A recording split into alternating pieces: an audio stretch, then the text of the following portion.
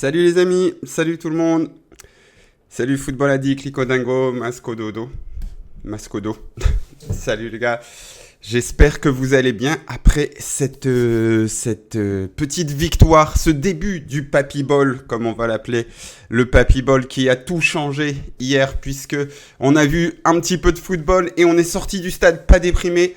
Ça fait bizarre, mais c'est possible, c'est possible. Donc on va en profiter sur ce live pour parler un petit peu de ce match et on va vivre en direct ensemble le tirage au sort de l'Europa League qui a lieu à midi. Donc c'est pour ça qu'on débute un peu plus tôt. Et si vous regardez ce live en replay sur YouTube, abonnez-vous, likez, tout ça. Et si vous regardez ce replay sur YouTube et que ce n'est pas ma chaîne YouTube, ça veut dire que quelqu'un l'a réuploadé et donc c'est pas bien. Et n'hésitez pas à me chercher sur YouTube parce qu'il y a des mecs qui re-uploadent tous les trucs et voilà, font des vues sur un travail qui n'est pas le leur. Donc c'est pas génial, c'est pas génial. Salut Cazorla77, beau pseudo, bien sûr, très beau joueur, Santi. J'aimerais tellement qu'on tape le petit Marcel. On va parler d'ici 10 minutes du tirage au sort de l'Europa League. On peut déjà regarder un petit peu, normalement, voilà, donc les équipes qu'on peut tirer, c'est les têtes de série, les équipes qui avaient terminé premières de leur groupe, Atalanta, Brighton, Leverkusen, Liverpool, Rangers, Slavia Prague, Villarreal, West Ham. Mais avant ça, on va parler tous ensemble de ce magnifique OM Shakhtar. Alors, écoutez, c'est du travail bien fait, on va dire. On va le dire simplement comme ça. Il y a cette équipe. En fait, il y a un truc qui m'est revenu en voyant ce match, devant ce match au stade. Je me suis dit, bah écoute, Gattuso n'arrêtait pas de dire. Il n'arrêtait pas de dire, oui, cette équipe est encore vivante, cette équipe est encore vivante. Et moi, je voyais pas une équipe vivante du tout.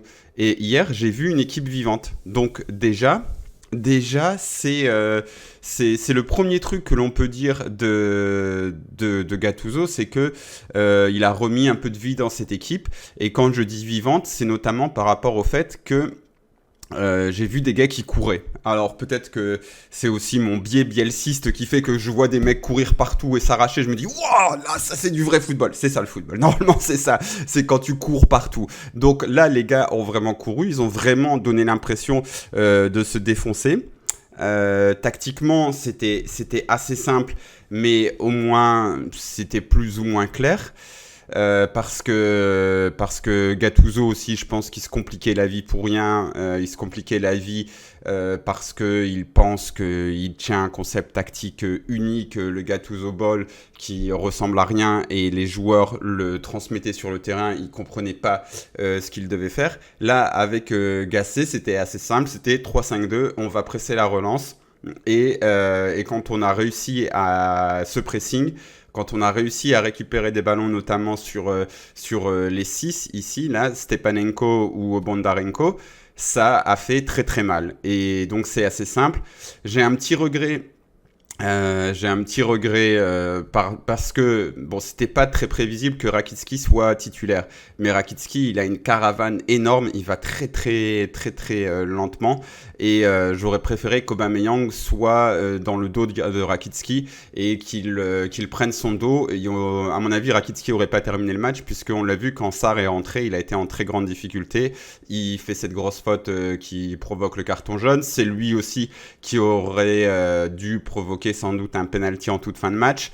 Donc voilà, il y a peut-être ce truc-là. Bon, ils n'avaient peut-être pas eu le temps de le préparer parce qu'il n'est pas tout le temps titulaire, notre ami Rakitski. Donc, parce que parce que si j'ai beaucoup d'affection pour la majorité de ces joueurs, pas vraiment pour Rakitski, le séparatiste. Donc voilà. Bon, mais mis à part ça, 5-3-2. On a mis du pressing, on a mis des courses, on a mis de l'envie et c'était déjà beaucoup. Et ça a suffi pour battre le Shakhtar. C'était déjà beaucoup par rapport à ce qu'on voit de l'OM depuis un petit moment. Et Et voilà, il y avait un truc, je remercie Petafail pour ton Prime. Il y avait un autre truc auquel j'avais pensé, mais qui m'est sorti de la tête. Ouais, le début de match peut-être. Le début de match, il a été compliqué quand même, hein. Franchement, au tout début, je me suis dit, ah merde, en fait, ça va pas marcher cette histoire. Parce que, parce que, comme, parce que le Shakhtar avait le ballon.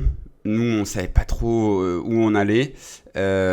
C'était très compliqué au niveau de au niveau de l'utilisation, au niveau des placements aussi. Parce que avec Ryan, on se regardait et Ryan me dit mais qu'est-ce qu'il fait la Klose, qu'est-ce qu'il fait la Merlin au niveau des latéraux. En fait, on avait toujours un qui était beaucoup trop haut, l'autre beaucoup trop bas. C'était un peu le bordel au niveau des placements et même faire un pressing, c'est pas si simple. Donc le pressing était mal fait au début. Le Shakhtar sortait le ballon tranquillement et nous a mis en difficulté dans la première demi-heure. Donc c'était très très compliqué et petit à petit ça s'est mis en route cette histoire et ça a été beaucoup mieux et ça a bien fonctionné, voilà. Donc après bien fonctionné. On est comme des mecs qui avons mangé que des cailloux pendant 2 mois. Donc là, on nous a donné des pâtes blanches. On s'est dit, waouh, trop bien, des pâtes, c'est trop bien, c'est de la folie. Mais non, mais bon, peut-être que cette saison n'est pas finie. Dans tous les cas, ce qu'il faut aussi se dire, c'est que là, moi, j'en pouvais vraiment plus de Gattuso, j'en pouvais vraiment plus. Les matchs, c'était une telle corvée, ça ressemblait à rien. Je nous voyais finir 11e, 12e, alors que si vous suivez ces lives, vous savez que je disais non, mais normalement on devrait terminer 5e, 6e. Mais là, l'équipe ne répondait tellement plus. Lui, il était tellement obstiné dans son idée de jeu que seul lui comprend et que qui muselle complètement son équipe, qui sait pas ce qu'elle doit faire, que là, je nous voyais même plus gagner un match. Je me disais, mais comment on va gagner un match avec Gattuso? C'était infernal. Et même si on gagnait un match, ça aurait été d'une manière vraiment pas satisfaisante. Donc en fait, cette saison était très, très, très, très, très fatigante à suivre. Elle était devenue très fatigante. Et il y a un truc que Longoria a dit dans sa conf, qui est un peu passé inaperçu, mais il a dit un truc du genre oui, on est à l'OM, donc on n'a pas le droit d'abandonner et dire bon bah cette saison ça y est elle est foutue, on passe à la suite. Ce que je dis tout le temps. Moi j'ai le droit, mais il a peut-être pas tort. Lui, en tant que dirigeant, il n'a pas le droit de dire ça. Donc il a cherché une solution, et sa solution, ça a été de changer pour une 3e fois d'entraîneur. Et bah c'était peut-être la bonne. Donc on va voir là où on va aller. Après, c'est typique Marseille, quoi. On réussit un match, on est là, wow, bon, on va gagner l'Europa League, là, c'est parti. Alors que tant ça va rien donner de grand chose, de bien dingue. Donc voilà. Un petit point sur les stats. Je te remercie, Ricky. Ouvre une page Tipeee. Si tout le monde donne 1 € par mois, tu gagneras environ 6 milliards par mois. Mais attention, ce sont les South Sooners qui décideront de ce que tu vas faire avec ton argent. C'est comme ça pour tous les milliardaires. C'est la loi. Merci, Ricky. Mais j'y ai réfléchi, mais on verra à la fin de l'année déjà où j'en suis au niveau de la chaîne YouTube, où j'en suis au niveau de Twitch, au niveau professionnel, tout ça. En tout cas, je te remercie pour ton Prime et ouais, on va attendre un petit peu. En tout cas, ouais, le truc, pour finir sur Gasset, pour moi, la saison, elle était finie. C'était un calvaire. Il fallait espérer gagner quelques matchs pour se sauver. C'était désastreux. Là, peut-être que ça va le redevenir désastreux, mais au moins, les 5-6 prochains matchs, j'ai envie de les voir. C'est déjà beaucoup par rapport à l'Olympique de Marseille 2023-2024. Les stats, on voit aussi qu'on a beaucoup tiré. Alors, il y a eu beaucoup de tirs sur des corners, des choses comme ça, mais tout de même, il y a eu aussi quelques actions construites. Et notamment, pour moi, la clé du match, c'est vraiment ce pressing sur les mecs qui étaient en position de 6 parce que le Shakhtar veut ressortir le ballon, c'est à la base de son jeu. Donc c'est très basique, hein. En fait, c'est très basique. Je sais pas pourquoi. Bref, je sais pas pourquoi. Il faut que j'arrête de dire toujours du mal de Gattuso. Voilà, ça a pas fonctionné, mais je pense qu'en plus il était sincère dans ce qu'il faisait, hein, mais je sais pas pourquoi on n'a pas fait ça au match aller. En fait, tu presses le 6, ils sont dans l'embarras le plus total. Ils savaient plus quoi faire. En plus, physiquement, ils sont pas à 100%. Et ils vont continuer à jouer comme ça parce que c'est leur philosophie de jeu. Donc, quand ça a réussi sur l'égalisation. Ça a réussi sur cette frappe de Kondogbia. Ça a réussi aussi 2-3 fois en seconde période. Bref, c'était un peu la clé du match et donc t'as quand même eu des actions dans le jeu aussi, ce qui était quand même pas mal. Donc 19 tirs, 7 tirs cadrés à 5. Bon, défensivement, voilà, t'as peut-être... en fait, t'as concédé surtout en début de match, un peu en fin de match aussi. Ils ont 2-3 situations, le Shakhtar. Paolo Lopez, il fait quand même un bon match. Donc voilà, après la possession, t'as pas forcément eu la possession. Mince alors. Faut vraiment que j'arrête, faut vraiment que je me sorte Gattuso de la tête, qui a vraiment parce que Gattuso il a vraiment un château dans ma tête, c'est incroyable, c'est incroyable. Donc un petit point rapidos sur les notes. Pétafail qui dit la décla de Longoria dont je parlais, c'était aussi pour Gattuso qui laissait entendre que l'équipe avait pas les armes. Ouais, je sais pas, peut-être qu'il m'a vu, dit, c'est lui là le déprimé là qui arrête pas de dire que la saison elle est finie, qui voulait me remettre à ma place. Non, mais en tout cas, elle est correcte quoi. Elle est correcte de se dire, moi je suis le président, je peux pas abandonner, donc voilà. Alors que je vois qu'il est midi. Parce que si je me suis mis là, c'est que j'ai un deuxième écran, donc comme ça je peux voir un petit peu aussi le truc. C'est où le follow live draw? Voilà, c'est là. Voilà, donc comme ça en même temps, on a enfin, vous le voyez pas, mais on fera ça ensemble. Le tirage au sort dans cette belle salle dans ce bel amphi. Notre host Pedro Pinto a lancé le tirage. Bon, je vous propose de passer sur le tirage au sort. On reviendra peut-être sur le match d'après et sur les notes parce que je vois que la note de Faris Moumbagna fait réagir dans le chat. Alors, les adversaires potentiels de l'Olympique de Marseille, dont nous sommes non tête de série, donc par là. Et nous pouvons donc rencontrer l'une de ces 8 équipes, l'Atalanta, Brighton, Leverkusen, Liverpool, Rangers, Slavia Prague, Villarreal, West Ham. Y a quelqu'un déjà dans le chat qui nous a dit qu'il voulait tomber sur le Villarreal de Marcelino. Voilà, c'est propre chaîne. Ah merde, on voit rien du tout en fait sur mon écran. C'est pas mal. Ça, c'est de la réalisation.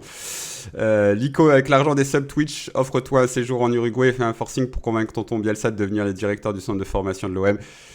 Déconne pas, ça peut vite devenir un projet. Ça peut vite devenir un projet. Il y a un train de la hype qui est lancé, je sais pas ce que c'est, mais en tout cas, c'est lancé, c'est écrit dans le chat. Dites-moi un petit peu dans le chat qui vous voulez, sur qui vous voulez tomber. Villarreal, je sais pas. Après, oui, pourquoi pas. Moi, sincèrement, sur ces équipes-là, le Slavia Prague, j'aimerais bien parce qu'apparemment, c'est une équipe qui joue plutôt bien au football depuis quelques années et je suis jamais allé à Prague.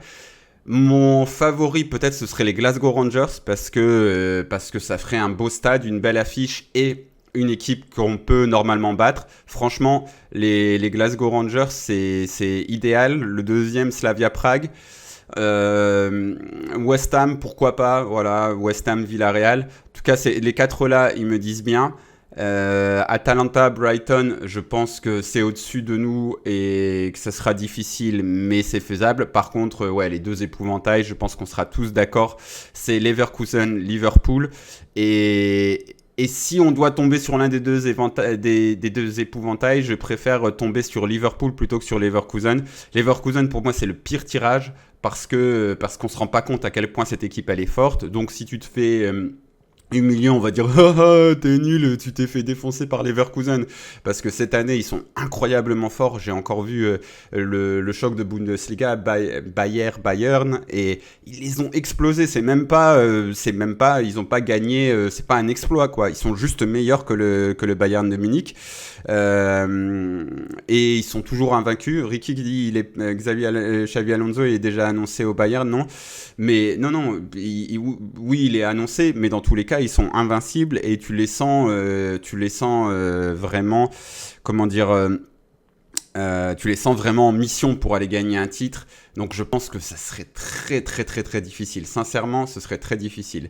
Et JOMRCT qui dit les Rangers, il y a Dessers, l'ancien attaquant du Feyenoord, l'année de la conférence, c'est vrai. Et Cyril Dessers, c'est vraiment un sacré concept ce mec-là parce qu'il est un petit peu quand même maladroit dans le dernier geste, mais qu'est-ce qu'il presse ce mec-là? Il presse partout, il court partout, et il est en train de réussir au Glasgow Rangers, et c'est vraiment typiquement le genre de joueur de second rang, mais qui réussit une très belle carrière, donc ouais, il y a ça. Brighton, on peut pas les tirer, nous dit Petafail. Mais je crois que si. Justement, j'ai pas eu le temps. Je t'avoue que hier soir, c'était un peu la question que tout le monde se posait en salle de conférence de presse. Tous les journalistes, il y en a qui nous disaient non, on peut pas avant l'écart. Il y en a pas mal. Au final, le consensus c'était plutôt on peut tomber sur eux.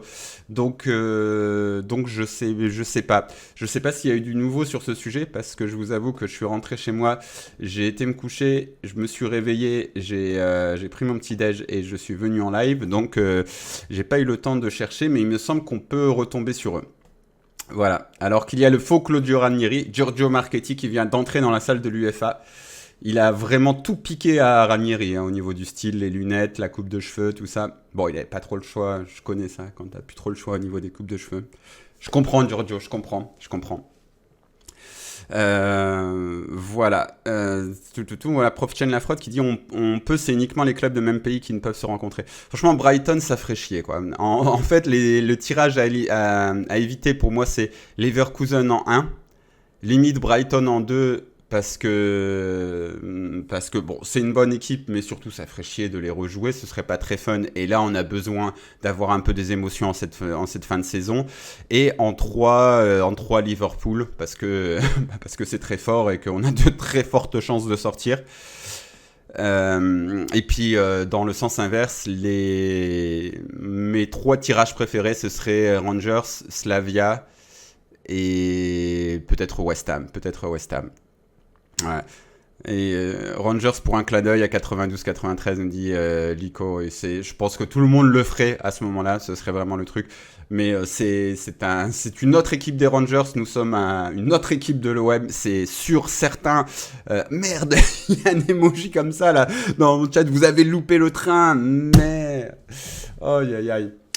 Alors que c'est John Oshie qui va faire le tirage. John Oshie. Alors oui, il a joué dans une très belle équipe. C'était pas un mauvais joueur, mais c'est assez marrant de voir le grand John Oshie qui va débarquer sur le terrain. Il a gagné la Ligue des Champions. Ouais, c'est à Moscou, il me semble, avec l'équipe à Cristiano Ronaldo. Le clin d'œil, c'est finale contre Milan. Et pourquoi pas? Après Milan, moi, on peut pas tomber sur eux. Mais sincèrement, ça m'aurait bien dit. En fait, les non-têtes de série entre le Milan, Benfica et la Roma, c'est pas mal. Bon, après Rome, on y a été pas mal, mais pour jouer contre le mauvais club de Rome. Ah oui, t'as raison, JOMRCT. C'est parce que la finale est à Dublin et qu'il est irlandais. En effet, t'as tout à fait raison. C'est tout à fait ça. John Oshie qui a envoyé Sunderland en Championship. Attendez, je vais mettre mon téléphone en silencieux.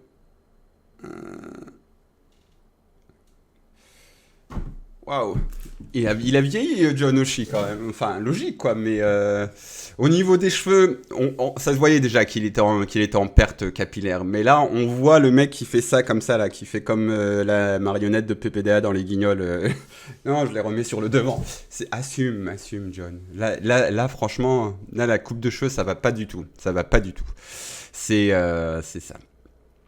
Et d'ailleurs, puisque tu parles de Sunderland, Nico, est-ce que tu as regardé les dernières les dernières saisons de... Comment il s'appelait déjà Sunderland Till I Die, je crois que c'était. Comme Rudy Garcia. Moi, j'avais trouvé que c'était un peu surfait quand même. J'avais pas trouvé ça incroyable. Mais généralement, les séries faites par les plateformes, les séries sur le foot, je trouve pas ça incroyable. Vraiment, je trouve qu'il y a ça fonctionne toujours à peu près au même niveau, avec les mêmes ressorts. Bon, pas génial, pas génial. Salut le président des lapins qui nous a mis un bel emoji. Salut. Alors qu'ils sont en train de faire des blagues, mais j'entends pas. J'entends pas. J'entends pas, mais ils sont contents comme ça, là.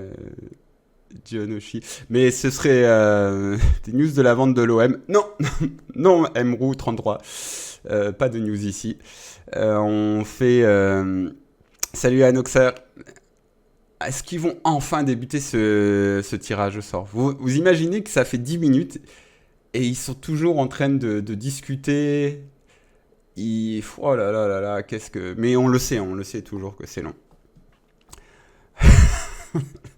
Ricky... Je me méfierais des Rangers perso. Moi, je me méfierais, mais dans tous les cas, je me méfie de toutes les équipes. Hein. Là, il n'y a aucune équipe qui ne peut, contre laquelle on part très largement favori. Hein. Même le Slavia Prague, on ne sort pas favori face à eux. Donc dans tous les cas, il faut se méfier de toutes les équipes. Mais les Glasgow sont à ta portée. NK29, non, ça commence pas à 13h. Ça a commencé là, le tirage au sort. Tu peux aller sur... tu peux rester avec nous pour avoir des meilleurs commentaires. Et sinon, si tu vas sur le site de l'UEFA, il y a un stream en direct, uefa.com / UEFA Europa League / draw. Après, il y a plein de chiffres. Va sur le site si tu veux. Bon, qu'est-ce qu'ils font là? Il faut une minute de silence. Qu'est-ce que c'est? Ah oui, non, ils sont en train d'expliquer les règles. Là, ils ont mis un mec... Ils ont mis un acteur de série américaine des années 80 qui est en train d'expliquer les règles. Mon intuition me dit qu'on va se taper une grosse équipe. Bah oui, moi j'ai très très peur de Leverkusen. Franchement, Leverkusen, je pense qu'on se fait défoncer. Détail important, le match aller sera au Vel. T'as tout à fait raison, Prof Chen. C'est vrai, c'est très important. Parce que hier, on a vu que, par exemple, le fait de jouer le retour au Vélodrome, bah, ça a été très positif pour l'OM. Alors, parce qu'entre-temps, on a viré notre coach. Bon, pas de chance. Mais aussi, quand même, il y a eu un vrai apport du public. Le Papy-Ball va mettre à mal le Chabibol. On espère, mais je ne pense pas trop. Et un Oxer qui dit Leverkusen ultra favori pour la victoire finale, plus que Liverpool, je trouve. Je sais pas, parce que je pense qu'à un moment, Leverkusen va perdre dans sa saison. Et il va y avoir un choix à faire. Et peut-être qu'ils vont se dire, écoutez, les gars, le titre de Bundesliga, il est trop important. On a mis trop d'émotions, trop d'énergie dedans. Il y a possibilité qu'ils se reconcentrent sur les titres de Bundesliga. En plus, Leverkusen, on sait que c'est Loserkusen, le club qui perd tout le temps. Donc le moment où cette équipe va perdre, ça va être intéressant à observer la réaction. Donc de base, ils font partie des favoris, mais je pense qu'une équipe comme Liverpool, en fait, Liverpool et Milan, j'ai tendance à les mettre devant parce que ils ont l'expérience.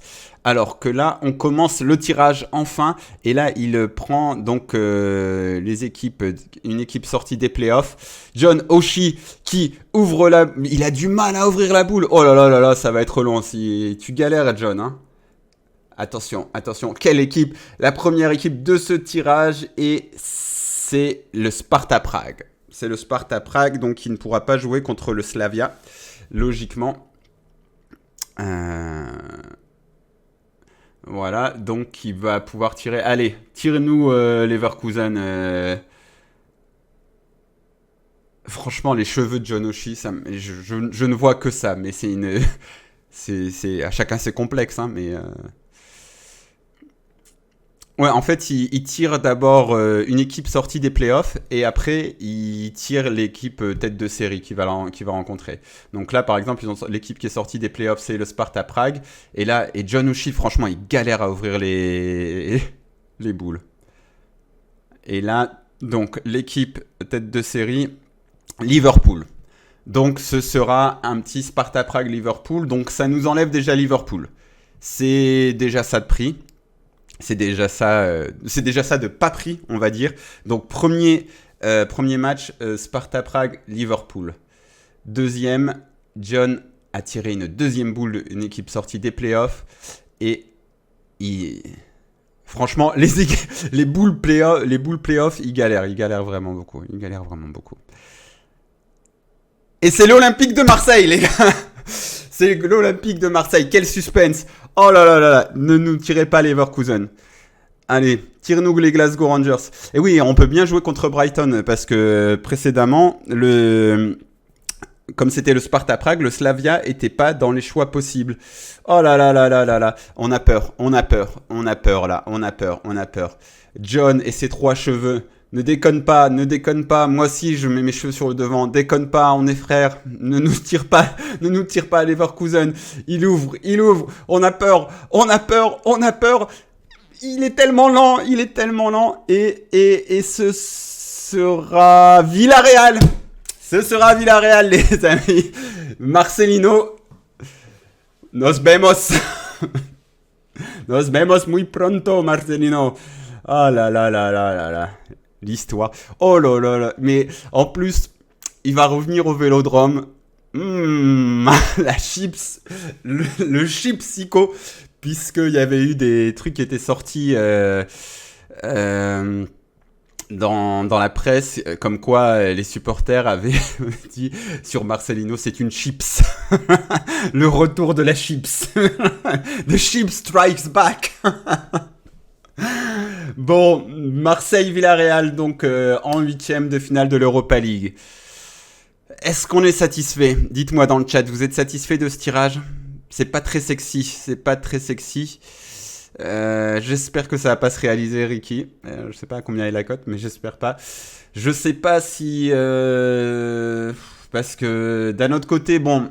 Tu peux les sortir, Villarreal, c'est quand même une équipe qui a engrangé une histoire européenne. Il y a quand même un truc qui va être sympa à suivre, ça va être la revanche, la revanche de Marcelino. Ou est-ce que nous on va prendre notre revanche parce que est-ce que c'est pas lui qui en partant nous a un peu mis dans la merde? Bon, ça va être un match assez intéressant. Il faut pas. Cependant, au niveau des chances, c'est un peu du 50-50. Il me semble que Villarreal fait une saison assez merdique en Liga. Donc bon, ça aussi, ça peut jouer en notre faveur. Donc pourquoi pas. Et ouais, c'est pas super sexy. J'aurais vraiment préféré jouer les Glasgow Rangers. Mais écoute, pourquoi pas. Il y a une histoire à raconter autour de ce match et tu peux passer et arriver en quart et faire un quart de finale européen. C'est jamais anodin quand on est un club français. Donc voilà, Villarreal qui est 13e en Liga avec donc 6 victoires, 8 nuls et 11 défaites. C'était bien kické l'entraîneur avant ça, non? Il me semble de Villarreal parce que j'ai pas du tout suivi. Mais alors qu'il y a les autres 8e qui ont été tirés, il y a un petit Roma Brighton et un Benfica Rangers qui sent bon le foot pré-Harry Bosman à l'époque où c'était 2 très grosses équipes, même si le Benfica, enfin ça restera 2 gros clubs dans tous les cas. Voilà, Ali Todorov qui dit ils ont plus d'expérience en Europa League, c'est clair, ils ont vraiment l'expérience de ce genre de match et en plus ils vont être motivés par la chips fumée parce que Football Addict dit j'espère qu'on va le fumer, il a trop parlé. Moi je trouve qu'en plus il a quand même vite quitté le navire, Marcelino. Alors franchement cette réunion n'importe quoi, enfin j'ai du mal à comprendre, ça a vraiment mis un bordel monstre, etc. Mais ouais, j'avais cette impression qu'il était content de se casser. C'était content de se casser notre ami Marcelino. Voilà, il a quitté le navire pour le sous-marin jaune. C'est un peu ça, quoi. Il est parti se planquer. Donc Marcelino, j'en garde pas un super souvenir à l'OM. Voilà, donc on va espérer le vaincre. Après, ils ont une grosse expérience en Europa League. Ils ont plus grand chose à jouer en Liga. Ça va pas être simple quand même. Ça va pas être simple. On va jouer ça. Il faudra être à fond. Les joueurs seront les plus motivés. Ouais, Fribourg, West Ham, alors que là le Sporting est sorti aussi. Je sais pas trop comment prendre ce tirage. C'est pas super excitant. Après, par contre, l'OM a toutes ses chances. Donc, et puis il y a une histoire à raconter autour du fait que voilà, la Chips revient. The Chips is back. Ah, il y a notre vieil ami Pepe Reina qui est toujours présent. Sporting Atalanta, un petit hipster, un petit tirage hipster ça. Amorim contre Gasperini. Ouais, même un Atalanta Bergame, ça m'aurait bien dit de les jouer par exemple, mais je pense que c'était beaucoup plus dur que Villarreal. Et est-ce qu'ils vont nous tirer un Milan-Leverkusen? Parce que Milan vient de sortir. Aïssa Mandi, putain. C'est- Je dis ça parce que, comme beaucoup de monde, j'ai regardé la CAN. Et j'aimais bien ce joueur généralement, Aïssa Mandi, mais là, il est un peu sur la fin. Notre ami Eric Bailly, que j'ai très peu apprécié. Donc j'ai très peu apprécié le passage. Quand un peu un joueur qui se pensait un peu trop fort. Capou, Coquelin, Parejo. Ah non, le Milan sort le Slavia Prague, donc Leverkusen va donc prendre, c'est qui la dernière équipe? Voilà, bon, ils ont quand même des bons petits joueurs de foot, nos amis Pino. Sorloth, Sorloth, c'est pas mal. Traoré, moi, il y a quand même deux trois joueurs. Ah, et puis Gérard Moreno, bien sûr, qui est un buteur très régulier de Liga, mais qui était un petit peu blessé. Guedes, l'ancien du PSG. Et Karabag Leverkusen pour le dernier match. Bon, ce sera pas simple. Après, sincèrement, j'ai pas de. Bon, je vais éteindre le tirage. On s'en fout un petit peu maintenant. Bon, on récapitule le retour de Bailly au Vélodrome. Franchement, Eric Bailly, c'est vraiment un joueur que j'ai vraiment pas apprécié. Sincèrement, j'ai trouvé. En fait, c'est vraiment le genre de mec. euh, qui se croyait comme Gattuso, qui se croyait un meilleur coach que ce qu'il était réellement. Eric Bailly, pour moi, c'était un mec qui se croyait meilleur joueur de football qu'il était réellement. Sincèrement, comment c'est comment c'est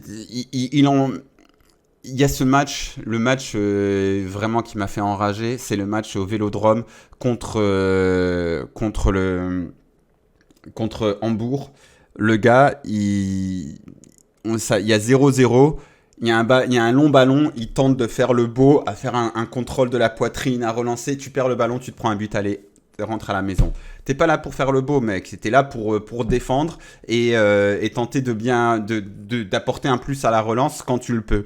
Le mec, il a rien apporté à la relance. Franchement, là, j'ai jamais trouvé que c'était exceptionnel ce qu'il faisait. C'était par contre qu'il y avait beaucoup de trucs pour se montrer, genre ah, il y a Neymar là-bas. Oh, je vais lui montrer, je suis un homme.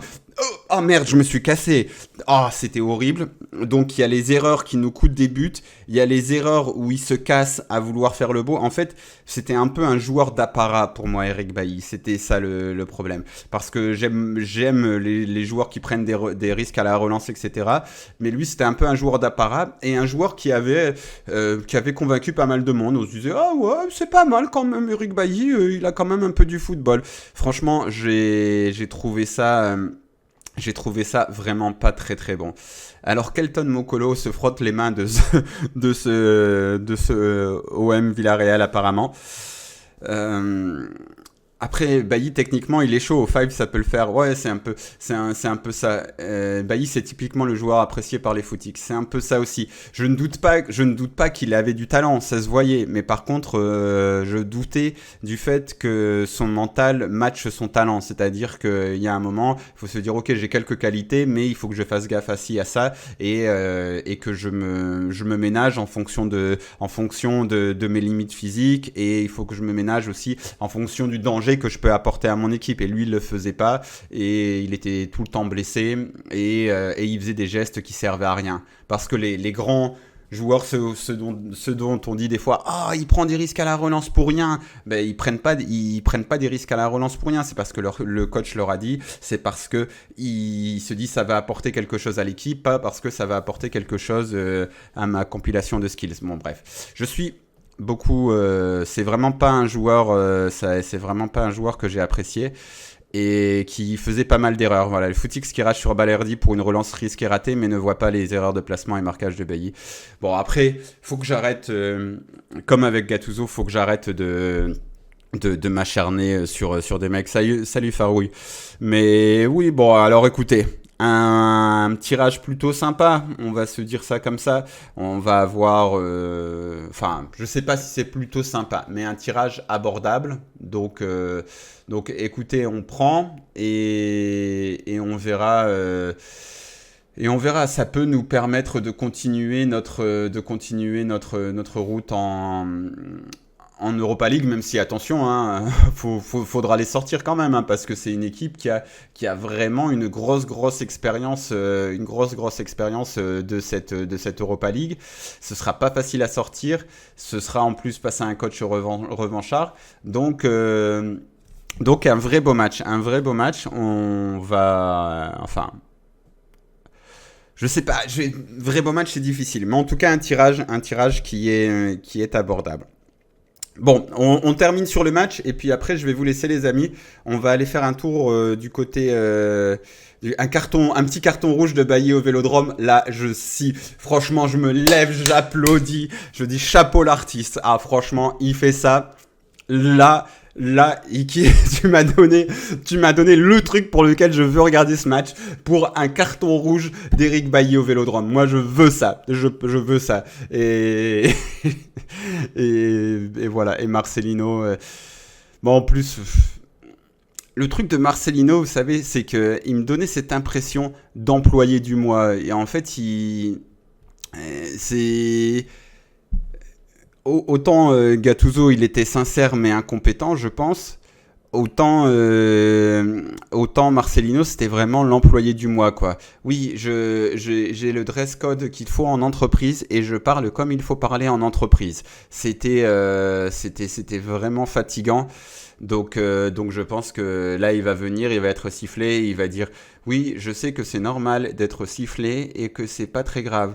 C'est un mec qui est vraiment l'antithèse de l'Olympique de Marseille, qui, avec ses défauts, fait souvent n'importe quoi quand même. Et lui, c'est tout l'inverse. C'est quand déjà les matchs Alors, attendez. Parce que le calendrier va pas encore être mis à jour, du coup, je sais plus quand. Bon, on regardera ça.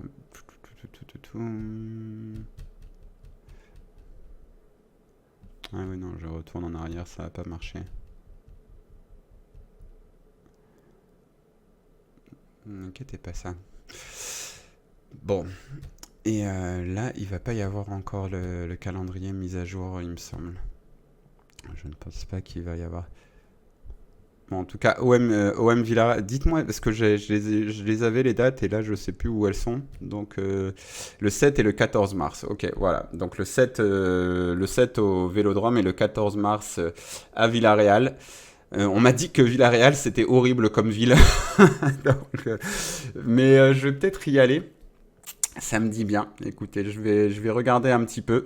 Je vais regarder les prix parce que c'est juste à côté de Valence. Putain, attendez. Venez entrer dans ma vie, les gars. On va aller sur Ryanair. On va aller voir Marseille-Valence. Il y a, non, Marseille-Valence, il me semble.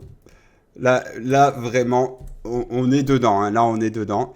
Allez, on va regarder ça On va regarder ça. Rappel 2018 avec Bilbao en huitième. Euh, ouais, après, il y a quelque chose de plus là, parce que tu as, tu as notre ami la Chips. Marseille, il n'y a pas un petit Marseille-Valence avec... si, il y a Marseille-Valence. Mais voilà, mais il n'y a pas pour toutes les dates, ce qui est embêtant. Et on a dit, là, il nous faudrait ouais, le 14 mars, à moins d'y aller très tôt. Ouais, un truc genre le... Enfin, après, je vais quand même pas rester aussi longtemps, le 11 au 15. Et combien ça coûterait, par exemple? Une petite semaine... Ouh là là là là là, c'est un peu cher, c'est un peu cher, c'est un peu cher. Sinon, un petit Marseille-Madrid, je pense que j'ai un bon pote à Madrid, donc putain, il n'y a pas de Marseille-Madrid. Cabron. Bon, on cherchera ça une autre fois du coup, mais un petit peu cher quand même, OM Valence. Donc on aura OM Villarreal, OM Nantes et Villarreal OM et Rennes OM, puis le Classico. Écoute, Alexis Pic, il dit Blablacar, sinon on part demain matin. Fou. Le bilan carbone, c'est pour les chiens. Bah ouais, un petit peu. Mais ça fait chier. Mais franchement, tu sais quoi? Sincèrement, c'est le genre de déplacement que j'aimerais bien faire en train. Mais genre là, Hambourg, par exemple. J'ai regardé pour faire Marseille-Hambourg en train. Je me suis dit, ok, pourquoi pas? Tu vas en Allemagne ou quoi? Et puis, mais ça coûtait mais un truc de dingue, ça coûtait très très très très très cher. Ça te coûtait 5 6 fois le prix de... Non, peut-être pas 5 mais au moins 3 fois le prix de l'avion. Donc tu dis, bah, dégage de là. Peut-être pas 3 fois non plus. Mais bon, ça te coûtait très cher, quoi. Et tu dis, mais c'est fatigant. Mais je pense pas que les journalistes vont y aller en voiture. Je pense pas, hein. Je pense qu'ils vont y aller aussi. Surtout qu'ils ont du matos, etc. Ça fait quand même... attends, en voiture, ça fait long, non? Vous êtes pas...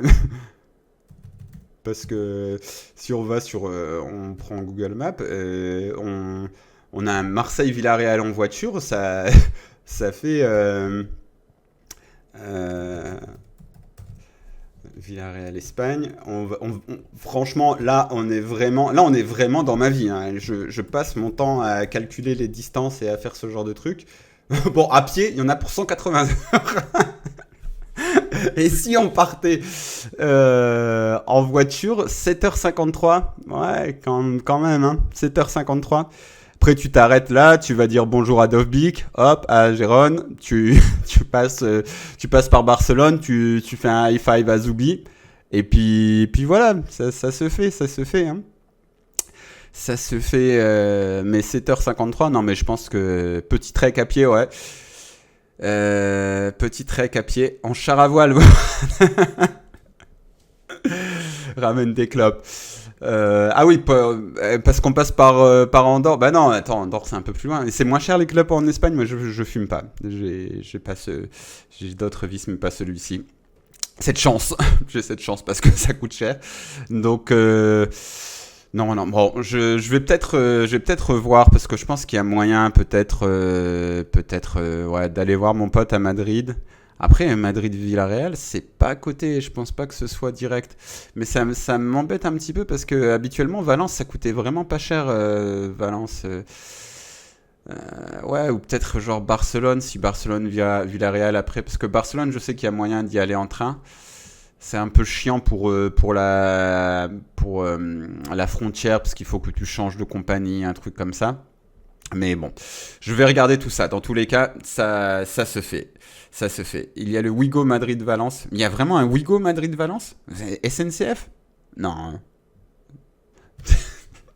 Quel live! Je pense aux gens qui vont regarder ce live le replay de ce live sur YouTube. Wigo Espagna. Il y a vraiment Wigo Espagna. Attends, pourquoi il y aurait Wigo Espagna? C'est une blague. Je comprends plus, moi. Je comprends plus. J'ai... Putain, il y a vraiment Wigo Espagna, quoi. Et comment ça se fait? Wigo, c'est pas un service SNCF? Je comprends. Ah non, ah ok, non, mais c'est Wigo. C'est... Non, ah oui, oui. Ok. Ok, écoutez. Et oui, parce qu'il devait y avoir aussi cette ligne de train là qui faisait Marseille-Madrid, mais il me semble qu'elle n'existe pas trop, non? Non, mais par contre, ouais, par contre, sur le truc, il y a pas, il y a Valencia, mais il y a pas Villarreal. Je pense que personne ne va à Villarreal en fait. Ouais, tu peux faire Valencia. Bon, bref, je regarderai ça un peu plus tard parce que c'est pas forcément passionnant pour les gens qui vont suivre ça. On attend la ligne de train Marseille-Madrid pour faire signer Zizou. C'est ça, c'est ça. Lui, il fait attention à son bilan carbone, il est pas comme moi. Bon, bref, finissons-en avec ce OM Shakhtar qui aura donc permis à l'OM d'aller affronter la Chips Marcelino back in Vélodrome. Alors je vais bouger ça, voilà. Les notes de l'équipe de ce match.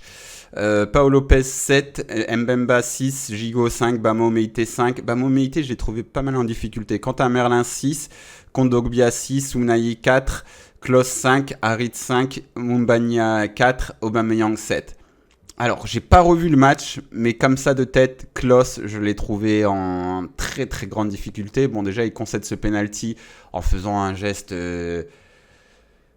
pas contrôlé vraiment devant le geste. Pourquoi tu fais ça?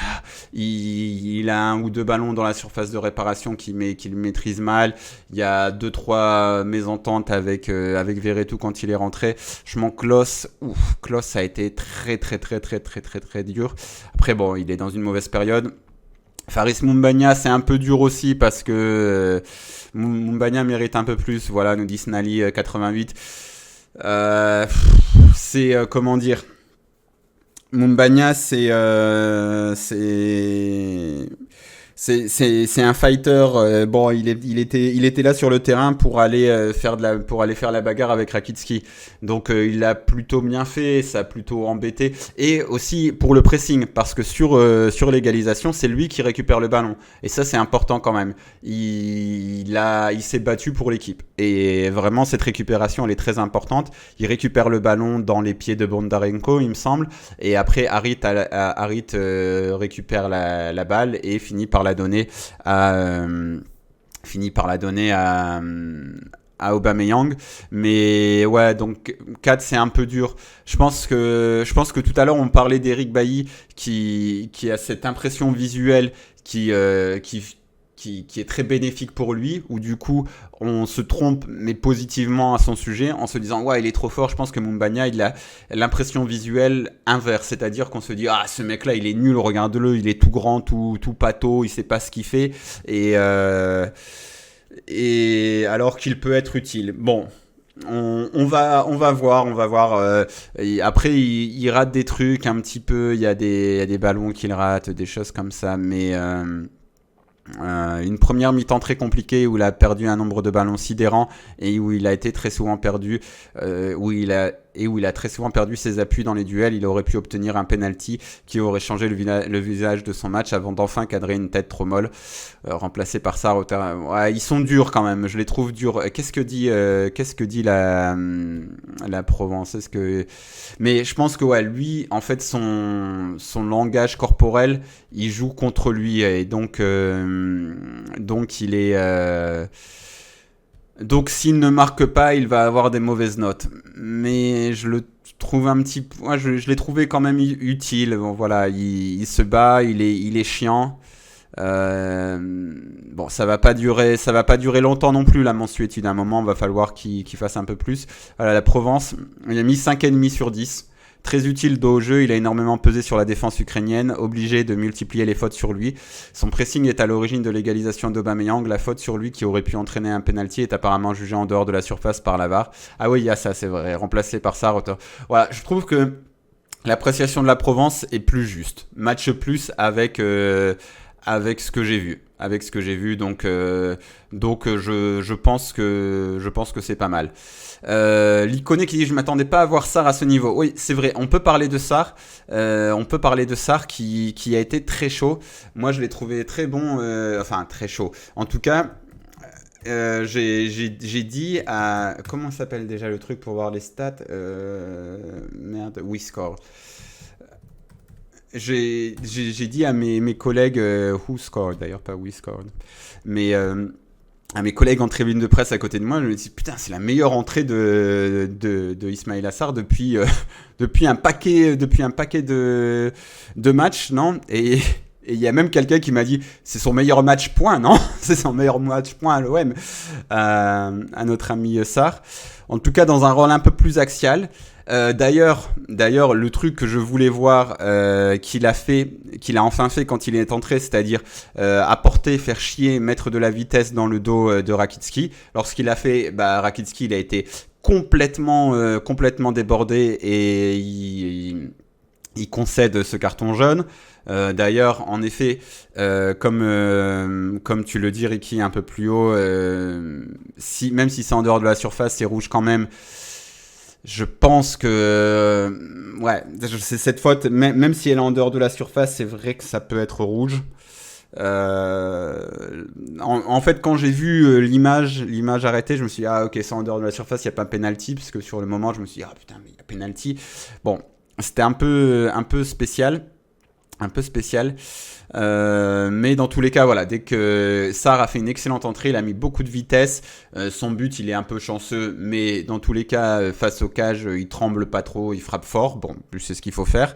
Et c'est prometteur pour la suite. Écoutez, moi, je suis content de voir Ismail Assar être rentré et avoir enfin une attitude conquérante.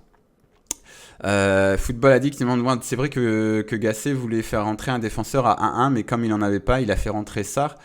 Non, apparemment il aurait dit ça en conf, mais ça me paraît surréaliste. Non, j'y étais en conf. Attends, à moins que j'ai raté un truc, mais non, je pense vraiment pas qu'il ait dit ça. Hein, vraiment. Le truc, c'est que j'ai pas tapé la conf, j'ai pas pris la conf.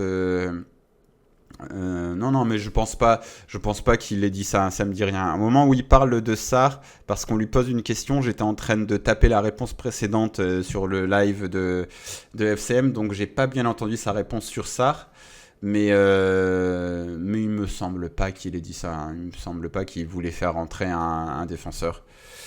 Bon, après, si c'est pour faire rentrer un DC pour faire monter Mbemba au Meïté, c'est pas non plus un scandale. Attendez, on peut retrouver je pense qu'on peut retrouver le truc de Gasset sur l'équipe. Ils ont sans doute fait le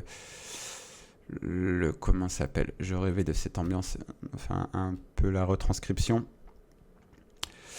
C'est sur cette question-là. Vous devez forcément être satisfait de votre coaching. Bien sûr, quand vous changez un attaquant et qu'il marque, on dit toujours bon coaching. Cela arrive de temps en temps. Il faut avoir un peu de réussite. Le joueur doit avoir envie de continuer le travail de sable de ceux qui ont débuté. Il est toujours compliqué d'annoncer une composition d'équipe à des gens qui, avec un changement d'entraîneur, pensent qu'ils vont débuter. Il faut les garder bien au chaud, bien motivés. Offensivement, nous avions des solutions sur le banc. Défensivement, c'était limite pour fermer un match. J'avais des garanties pour Jordan physiquement, il pouvait entrer. Ouais, voilà, c'est...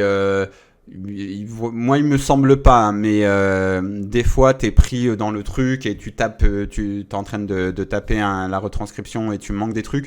Mais il me semble vraiment pas un Football Addict qu'il ait dit ça. Voilà, donc on a débunké. Débunké. Ali qui nous dit le regret que j'ai, c'est que Ndiaye ne rentre pas au milieu de terrain à la place d'Harit. Je sais pas s'il peut rentrer à la place d'Harit parce que c'est un peu plus bas. Quand il part d'un peu plus bas sur le terrain, je suis pas certain, quoique ouais, il le faisait un petit peu en Angleterre, je sais pas. Il rentre peut-être un peu tard dans tous les cas, Ndiaye. J'espère aussi que par exemple contre Montpellier, pourquoi pas le mettre titulaire, tu vois, soit avec Moumbagna et il lui tourne autour, soit avec Aubameyang. Ils avaient fait un bon match. C'était avec Vitinha, il me semble, contre Clermont. En tout cas, quand il était aligné dans la doublette devant, il a souvent été plutôt satisfaisant. Il apporte des trucs, il est capable de faire des choses. Donc, et puis voilà, il faut. C'est un joueur sur lequel on a misé de l'argent et qui n'est pas en réussite mais qui a envie, donc je pense que ça peut fonctionner. Je voulais regarder aussi, parce que sur WhoScore, ce que je voulais regarder, c'était les ballons perdus de Mumbagna. Et je sais pas s'il en a perdu tant que ça. Euh, voilà, général. Vous voyez bien, parce qu'à chaque fois avec l'écran, c'est compliqué. Voilà. Mumbagna, qui est donc là, qui est... Ouais, d'accord. Bon, quand même, quand même, il y a un truc genre... euh, attends, parce que normalement, tu as les ballons touchés et... passe, tir, contrôle. Parce que les contrôles, il me semble que c'est les ballons, donc contrôle... Ouais, donc c'est plus ou moins les ballons touchés. Euh, 22, bon, il y aurait eu 4 tirs quand même. Une passe clé. Bon, c'est pas scandaleux, mais c'est au niveau des passes qu'on peut voir ça un petit peu mieux, je pense. Ouais, d'accord, il n'y a pas beaucoup de passes dans le jeu de Mumbagna. Après, est-ce que c'est ce qu'on demande est-ce que c'est ce qu'on demande à un attaquant? C'est pas trop de jouer des passes. Oui, ok, dans l'utilisation du ballon, il y a quand même eu du déchet. On va pas se mentir, parce qu'il y a pas eu beaucoup de passes, mais il a quand même voilà, il y a quand même 4 tirs, notamment des têtes, des trucs comme ça. Ça n'a pas toujours été parfait, mais il y a aussi 4 fautes subies, c'est pas rien. Comme l'a souligné la Provence, c'est aussi utile d'avoir un mec qui provoque des coups francs.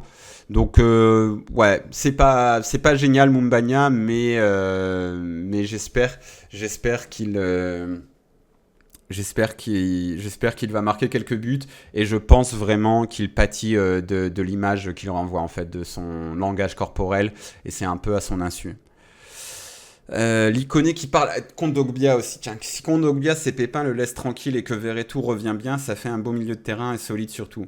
Et un milieu de terrain qui jouait ensemble à la Coupe du Monde U20 en 2013. 2013. Bon, le dernier c'était Pogba. Bon, après il peut plus jouer au football. Après, si on peut. Il me semble. Ils étaient titulaires les deux dans l'équipe. Il y avait Pogba aussi, Kondogbia, Pogba, Verretou. Il y avait Tovin. L'avant-centre, je sais plus qui c'était, mais c'est un mec qui a. Il me semble que c'était Yaya Sanogo. Enfin bref, c'est pas très important. Mais. Ah ouais, il y avait Tovin aussi qui était très bon à l'époque dans cette équipe. C'était vraiment, c'est l'une des coupes du monde U20 que j'ai le plus suivi à cause de Tovin justement, parce qu'on en parlait à l'OM. C'est la saison où il arrive de l'OM. Enfin, il arrive à l'OM. Mais Kondogbia, c'est un peu spécial. Je sais pas, moi, je reste toujours un peu sur ma faim. Euh, il me convainc pas vrai. Lui, au contraire, voilà. Mumbagna, son langage corporel, le dessert, le Cyril dessert, c'est blague. Mais alors que Kondogbia, son langage corporel, l'avantage, c'est-à-dire qu'on a toujours tendance à se dire putain, il a fait un match Kondogbia trop fort. Alors que des fois, des fois, il looks good, quoi, c'est tout. C'est juste que quand il a le ballon, il est fort, il est grand comme ça. Mais des fois, mais c'est pas toujours génial. Alors hier, il m'a paru être plutôt correct. Il y a notamment un ou deux ballons qui le grattent. En fait, je pense que mon problème avec Kondogbia, c'est que c'est pas un joueur conquérant en fait, c'est plus un joueur de contrôle, et que le football que j'aime, c'est un football conquérant. Je pense que c'est ça le vrai problème que j'ai avec Kondogbia, parce que hier, j'ai rien à lui reprocher. Il fait un bon match, le but qu'il met, il faut quand même il faut quand même être adroit techniquement pour réussir à le mettre. C'est pas le but de l'année, mais il faut quand même le mettre. Et puis si on regarde ses stats, il me semble que c'est correct ce que fait Kondogbia, mais ouais, je pense que c'est ça en fait le problème que j'ai avec lui. C'est que ce n'est pas c'est que c'est un joueur de contrôle, et que moi j'aime les conquérants, et que lui il est pas très conquérant en fait. À 76 non, c'est 62 ballons touchés. 3 tirs, donc il y a son but, sa frappe de 20 mètres, et un autre qui me sort de la tête, qui me est sorti de la tête. Voilà, défensivement, 3 tacles. Bon, après, défensivement, en fait, WhoScored, le truc, c'est que Ça veut toujours un peu tout et rien dire leur stats. Je suis pas. À part les trucs genre faute commise, tout ça, ça c'est intéressant. Il a commis assez peu de fautes pour un milieu de terrain défensif, une seule. C'est pas mal. Et au niveau du jeu de passe, ouais, au niveau du jeu de passe aussi, pourtant il y a 8 longs ballons quand même, hein, et 7 réussis.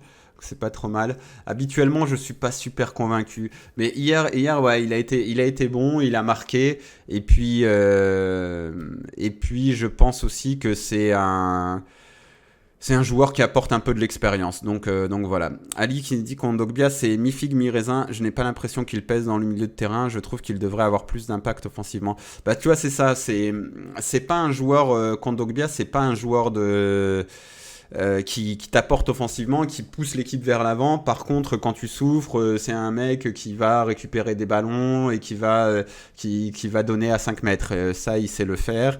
Et puis, je pense qu'il apporte un peu de sérénité aussi à cette équipe. Donc, c'est peut-être pas le genre de joueur que j'apprécie particulièrement, mais je suis aussi déçu de son impact dans la globalité parce qu'il y a eu beaucoup de blessures, parce qu'on a l'impression qu'il est toujours sur le point de se blesser ou de retour de blessure, donc c'est un peu embêtant. On a aussi l'impression que ça devrait être un gros taulier de cette équipe qui la porte à bout de bras, mais comme il revient toujours de blessure ou près de se blesser, ben, ça peut pas être un taulier parce qu'il n'est pas factuellement sur le terrain. Et voilà, et Kondogbia, il illustre un peu les reproches que je ferai à ce recrutement, parce que je sais que c'est à la mode de dire c'est que des joueurs de merde, Longoria, machin, la fraude, tout ça. Mais je pense que surtout, c'est pas mal de remplaçants en fait. C'est des joueurs... C'est des joueurs 7foot qui lancent un raid avec un groupe de 10. Bah, merci 7foot, hein, et bienvenue à vous. Donc on était en train de parler de Kondogbia. Donc ouais, je pense que Kondogbia, un peu comme Aubameyang, ça serait un excellent remplaçant dans une bonne équipe. Et d'ailleurs, c'est un peu ce qu'il était en fait, remplaçant à l'Atlético. Donc en fait, si t'as si t'as un vrai titulaire et que Kondogbia c'est ton remplaçant, tu dis waouh, putain, génial. Et en plus, par moment, il peut même être titulaire sur un petit moment. Et c'est excellent comme joueur de complément.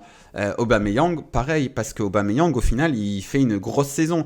Il fait ses stats, mais il y a plein de matchs où il n'était pas encore prêt à jouer au football. Il a eu besoin de se refaire physiquement. À des moments, il apporte pas suffisamment dans le jeu. Donc, ça peut être un petit plus, une flèche quand le match il est fermé. Hop, tu sors de ton carcan, de ton carquois d'ailleurs, il me semble qu'on dit, la flèche Aubameyang, très bien. Sauf que ces deux mecs-là, ça doit être tes tauliers. Et ils ont plus des profils de remplaçants. Donc, ce qui est embêtant avec le recrutement de cet été, c'est qu'on a surtout recruté des remplacements. Des remplaçants. Donc, Carquinois, oui. Oui, Carquinois, c'est ça. Bon, voilà. Donc c'est mon problème avec beaucoup de trucs, comme pareil, je vois Amin Harit. Amin Harit, je l'aime beaucoup, je trouve que c'est quelqu'un qui est attachant, qui a une histoire à l'OM, mais je pense aussi que ce serait un bon remplaçant. Alors là, c'est juste que on n'a pas recruté de titulaire qui pourrait le mettre sur le banc. Entre les joueurs d'expérience qui devraient être d'excellents remplaçants et ceux qui devraient maintenant avoir l'étoffe de taulier comme Harit, mais qui ont toujours plutôt l'étoffe de remplaçants, c'est vrai que cette équipe n'a pas pu se driver tout seul, parce que c'était un peu ce qu'elle devait faire à un moment de la saison et elle n'a pas pu. Parce que voilà, un titulaire à l'OM, c'est Jordan Verretou. Jordan Verretou est un titulaire à l'OM. Ses performances matchent son statut. Alors des fois il est nul, mais généralement il assume beaucoup de choses. Donc voilà, il y a beaucoup de remplaçants dans cette équipe, quoi. Il y a beaucoup de mecs, c'est pas mal pour être remplaçant. Ismail Assar, c'est pas mal pour être remplaçant. Iliman Ndiaye, j'espère qu'un jour il aura l'étoffe pour être un titulaire à l'OM, parce que j'aime beaucoup ses qualités, mais pour l'instant, il n'est pas prêt du tout à être titulaire à l'OM, et il a besoin de faire un gros travail psychologique, et il a besoin d'être mis dans certaines conditions. Voilà, mais il y a peu. Chancel Mbemba, ça c'est titulaire à l'OM, ça très bien. Il t'en faut plus. Bon, Jonathan Klaus, si on enlève les récentes polémiques, normalement, il a ce qu'il faut pour être un titulaire à l'OM. Donc voilà. C'est mon gros problème avec le recrutement de Longoria cet été. C'est ça. C'est qu'en fait, il a surtout recruté des mecs qui ont le potentiel pour être des remplaçants. Salut Seb, sinon tu vas bien, tu es confiant pour le tirage? Je sais pas, je sais pas. C'est un tirage qui est abordable, qui est pas facile. Il y a une différence entre abordable et facile, donc qui est pas facile, mais c'est pas Leverkusen, c'est pas Liverpool, des matchs sur lesquels on serait parti en victime expiatoire, mais il faudra. Mais c'est pas non plus super excitant comme je sais pas si t'avais joué les Glasgow Rangers. C'est un tirage un peu mi-figue, mi-raisin, quoi. Et puis, par contre, il y a le retour de Marcelino. Et ça reste quand même une équipe, Villarreal, ne l'oublions pas, qui a une grosse histoire dans cette compétition. Qui a fait des demi-finales, une finale même récemment, il me semble, si je dis pas de bêtises. En tout cas, qui est fréquemment dans les dernières 8 équipes, etc. Donc je pars pas super confiant, mais c'est faisable. Donc c'est faisable. Et puis en plus, la petite cerise sur le gâteau, c'est le retour de la Chips Marcelino au Vélodrome, bien sûr. Bien sûr. Si t'es pas confiant contre Villarreal, t'es confiant contre personne, honnêtement. Honnêtement, Mitroglou FR, je suis confiant contre personne cette saison. J'ai appris de mes erreurs. J'étais confiant contre le FC Metz qui sortait de cette défaite consécutive. Regarde où ça m'a mené. Donc, en effet, je ne suis pas confiant. J'attends de voir avec humilité. J'espère qu'on va les taper. J'espère qu'on va passer. Parce qu'un quart de finale d'Europa League, je le répète, mais quart de finale de Coupe d'Europe, ce n'est pas donné à tous les clubs français. On l'a vu encore hier soir. Donc, ce serait beau d'aller faire un quart, voire une demi. Imaginons qu'après, tu sortes. Tu vois, si tu commences les exploits en quart ou en demi, très bien, tu peux même rêver d'une fin de saison excitante.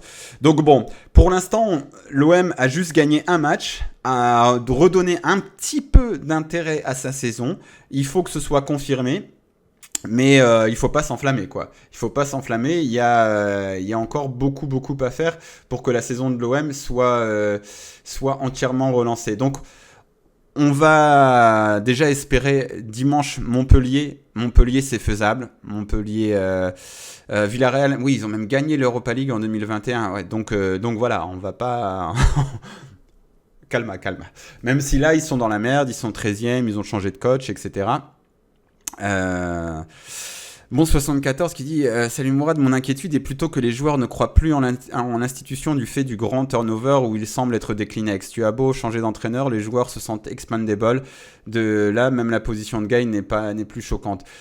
Mais en fait, qu'est-ce que c'est l'institution? Quand est-ce que l'institution OM a été forte en fait quand est-ce que ça existait déjà l'institution? C'est quoi l'institution? L'institution à l'OM, c'est l'instabilité, le bordel et le côté comment dire, bouillant. C'est ça.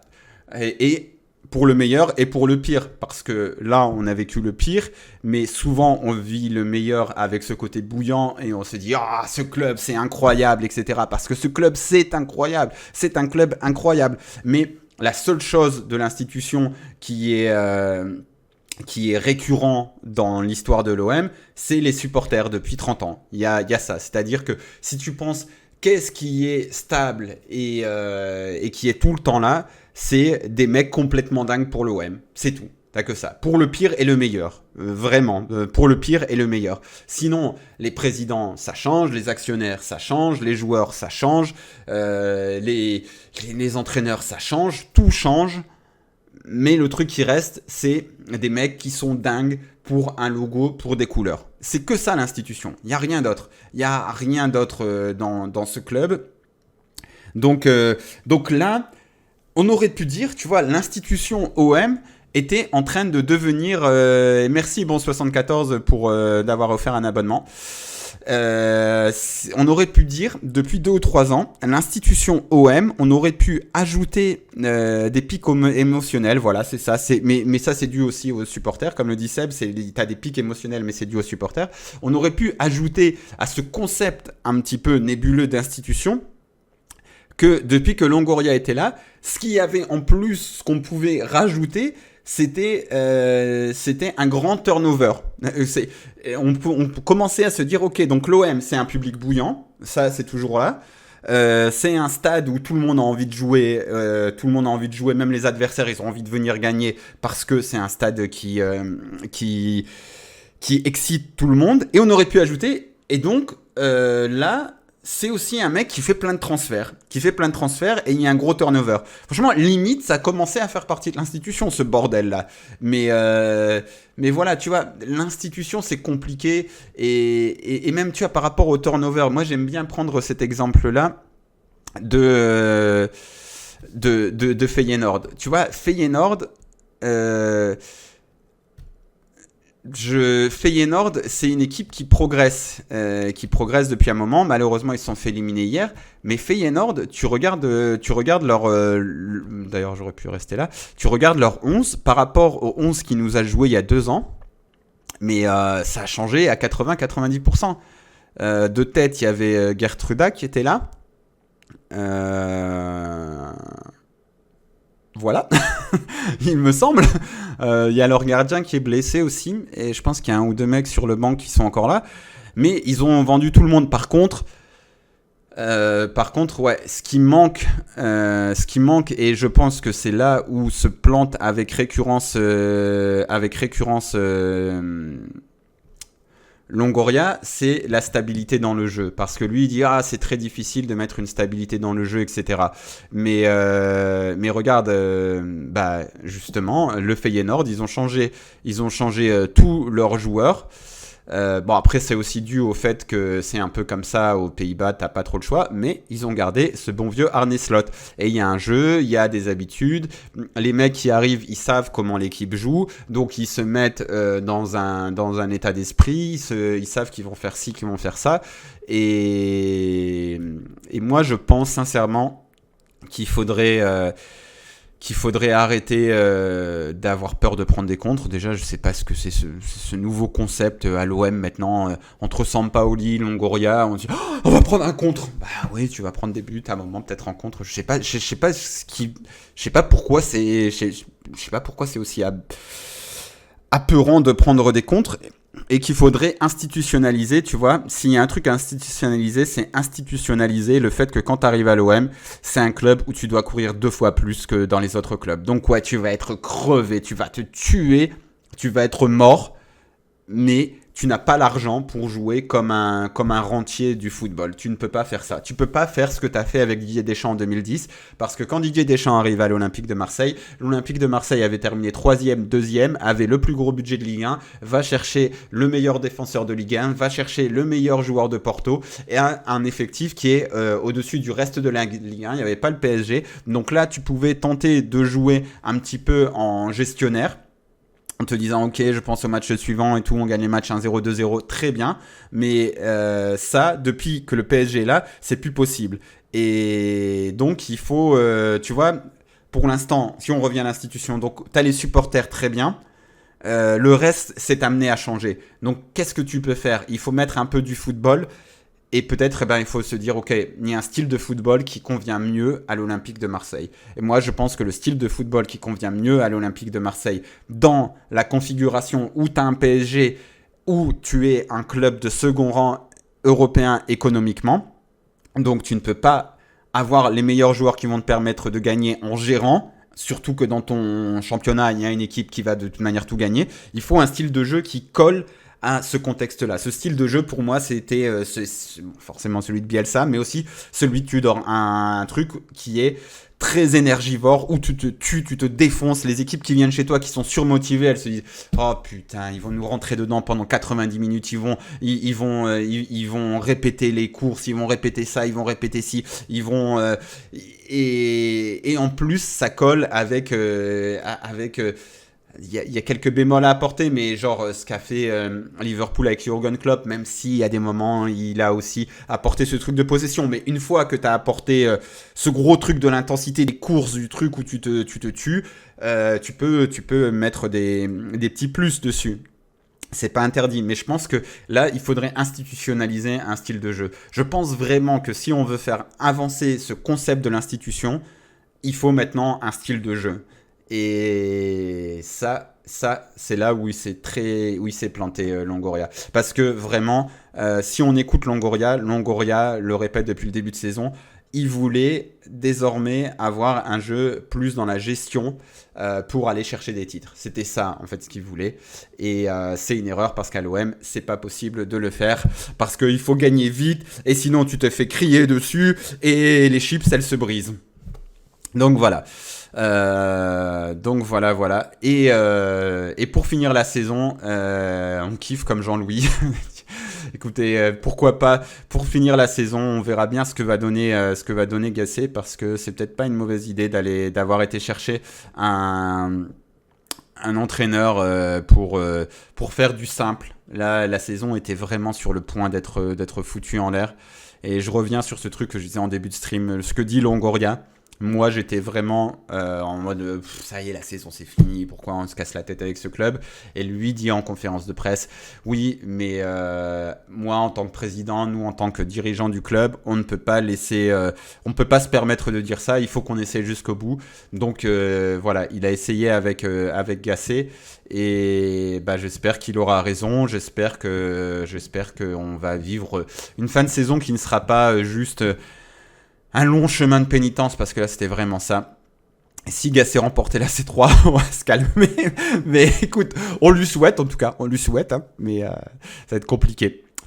Et ce style doit être enseigné à la formation aussi, comme les Néerlandais, d'accord avec toi. Il l'avait commencé puis a changé. Ouais, c'est un peu aussi le problème de Longoria, c'est qu'en fait, on est tous à penser que Longoria a un grand master plan qui bouge jamais, et je pense que Longoria il réfléchit au foot beaucoup plus que vous et moi, et je sais qu'on y réfléchit beaucoup puisque vous êtes souvent là sur ces lives que je fais. Là c'est mon deuxième live de la semaine, que le reste du temps j'écris, je travaille, je pense toujours au foot, j'essaie de toujours réfléchir au truc du foot, et je sais que Longoria il le fait beaucoup plus que moi, donc il le sait ça.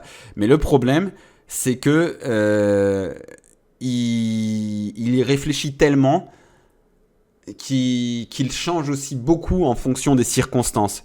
C'est-à-dire qu'il subit beaucoup de trucs aussi qu'il n'arrive pas à gérer, et il est tellement super actif, tellement dans « Ah ok, non, il faudrait qu'on fasse ça », et puis après, boum, il y a un coach qui veut se barrer, peut-être aussi parce que, je sais pas, il a mis trop de pression, de trucs, de machin, et après, il doit réagir et il change complètement. En fait, il n'y a pas de grosse ligne directrice, parce que je pense que Longoria, il réfléchit trop à l'évolution du foot, machin, et que donc il appuie pas suffisamment fort sur une équipe, parce que il avait l'idée que je viens de décrire, d'un jeu rock and roll, on l'a souvent dit, il avait ça dans sa tête, mais sauf qu'à un moment il y a Tudor qui s'en va.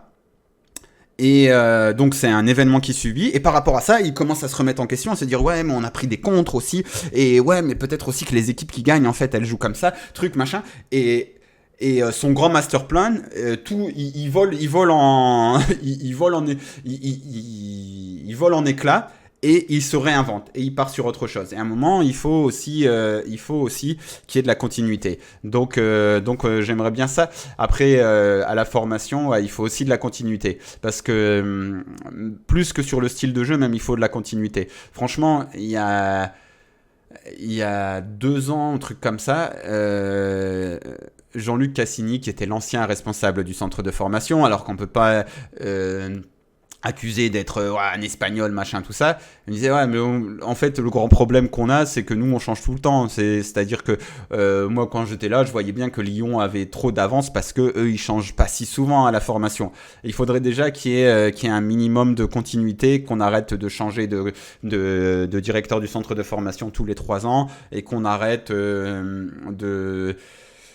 qu'on arrête de mettre des nouveaux projets à la formation tous les 3 ans et ce serait bien qu'il y ait de la continuité. Moi, franchement, les transferts, en fait, je m'en fous. Hein. Moi, Guendouzi, je vais vous le dire, je le regrette pas tant que ça.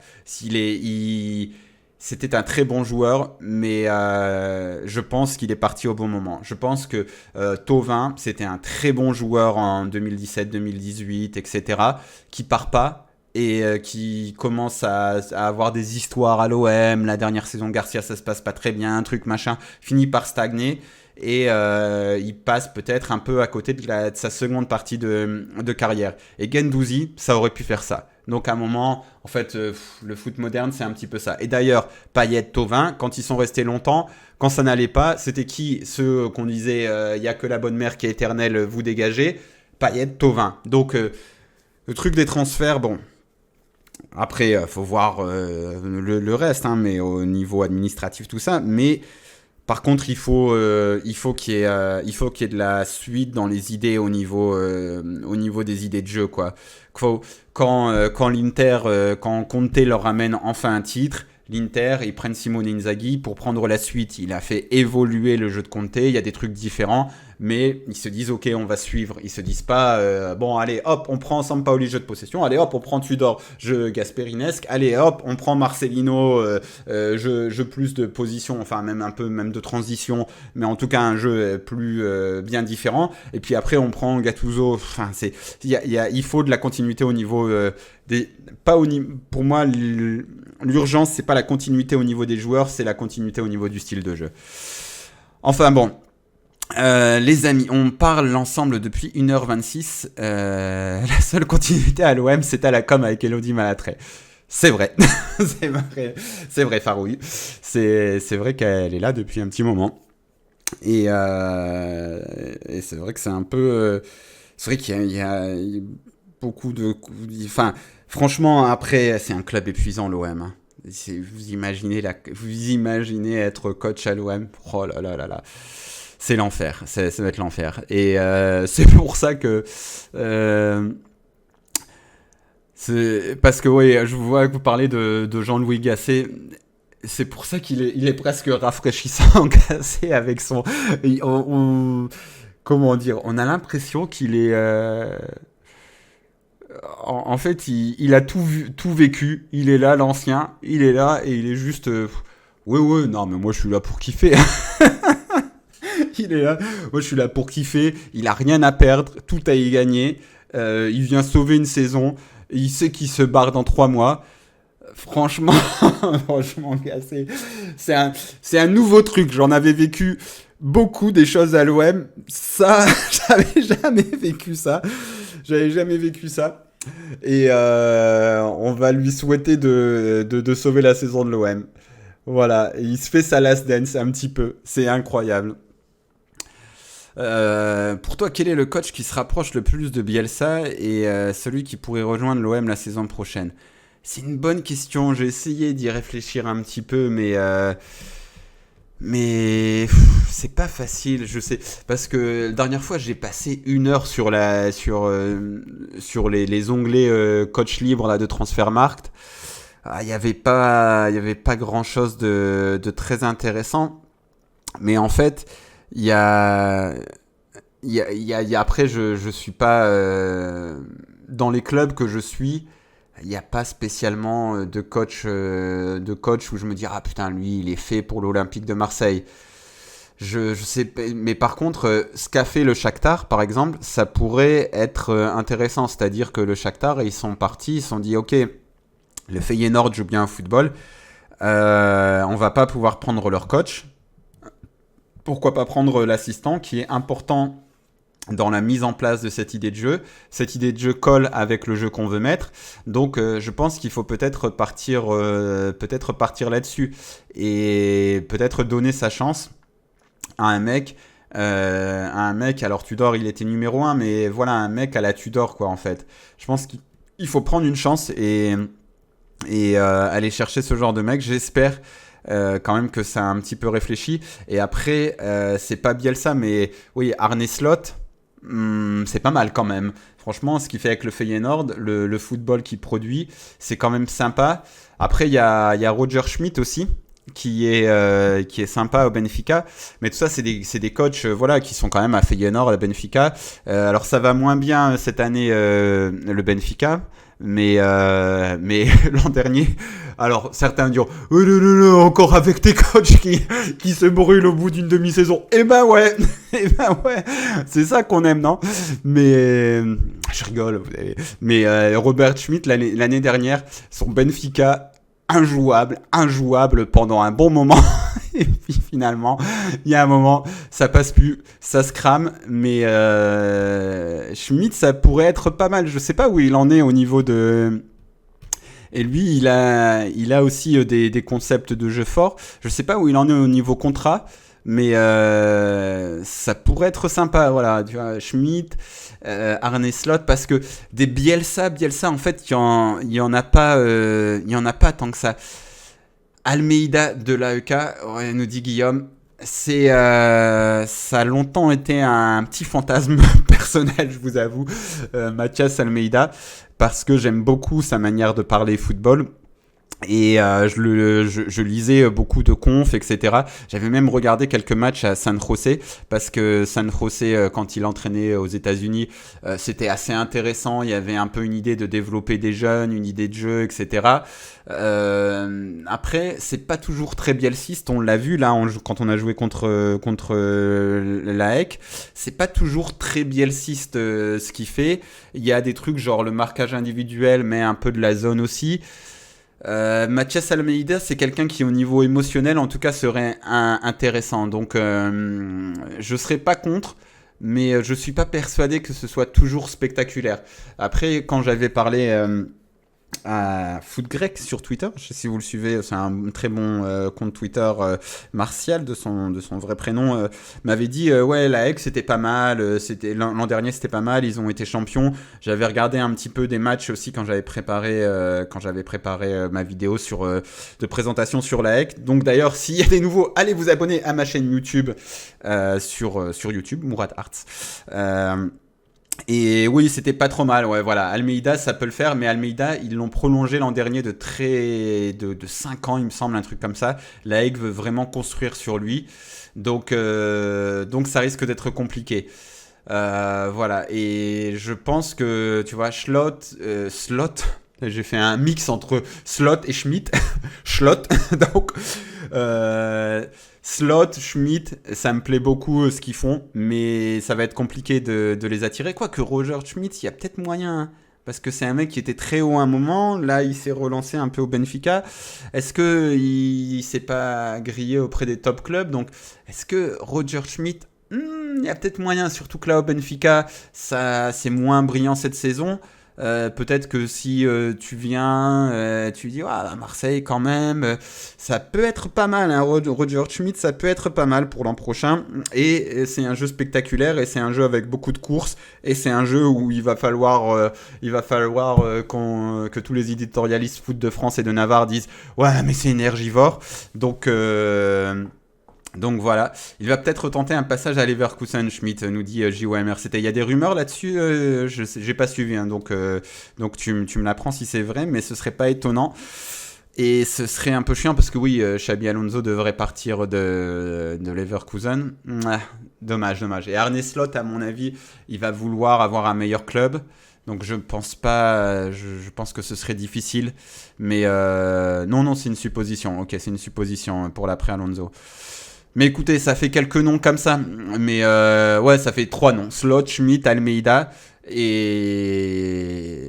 Et ensuite il doit y en avoir d'autres, des mecs auxquels on ne pense pas forcément. Il y avait l'entraîneur de la FIO qui apparemment faisait un bon boulot. Mais je sais pas trop...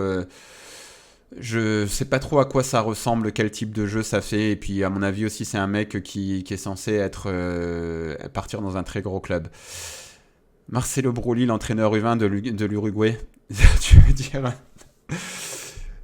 Tu veux dire le Bon, je le connais pas, mais j'ai peur que ce soit un jeu de mots avec Bielsa qui va reprendre en main aussi une partie des équipes de jeunes et qui galère un petit peu.